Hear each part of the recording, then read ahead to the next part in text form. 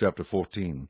Behold, the day of the Lord cometh, and thy spoil shall be divided in the midst of thee. For I will gather all nations against Jerusalem to battle, and the city shall be taken, and the houses rifled, and the women ravished, and half of the city shall go forth into captivity, and the residue of the people shall not be cut off from the city. Then shall the Lord go forth and fight against those nations, as when he fought in the day of battle. And his feet shall stand in that day upon the Mount of Olives, which is before Jerusalem on the east.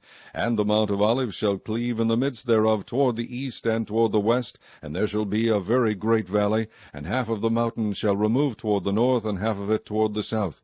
And ye shall flee to the valley of the mountains, for the valley of the mountains shall reach unto Azal. Yea, ye shall flee like as ye fled from before the earthquake in the days of Uzziah king of Judah.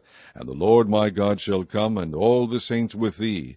And it shall come to pass in that day that the light shall not be clear nor dark, but it shall be one day which shall be known to the Lord, not day nor night. But it shall come to pass that at evening time it shall be light. And it shall be in that day that living waters shall go out from Jerusalem, half of them toward the former sea, and half of them toward the hinder sea. In summer and in winter shall it be. And the Lord shall be king over all the earth. In that day shall there be one Lord, and his name one. All the land shall be turned as a plain from Geba to Rimmon south of Jerusalem, and it shall be lifted up and inhabited in her place, from Benjamin's gate unto the place of the first gate, unto the corner gate, and from the tower of Hananiel unto the king's wine presses. And men shall dwell in it, and there shall be no more utter destruction, but Jerusalem shall be safely inhabited.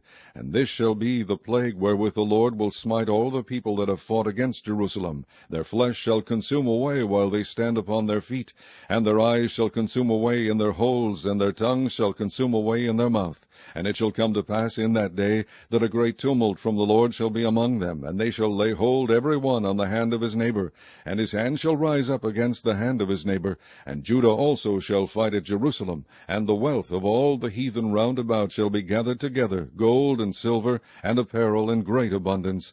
And so shall be the plague of the horse, of the mule, of the camel, and of the ass, and of all the beasts that shall be in these tents, as this plague. And it shall come to pass that every one that is left of all the nations which came against Jerusalem shall even go up from year to year to worship the King, the Lord of hosts, and to keep the feast of tabernacles. And it shall be that whoso will not come up of all the families of the earth unto Jerusalem to worship the King, the Lord of hosts, even upon them shall be no rain. And if the family of Egypt go not up, and come not, that have no rain, there shall be the plague wherewith the Lord will smite the heathen that come not up to keep the feast of tabernacles.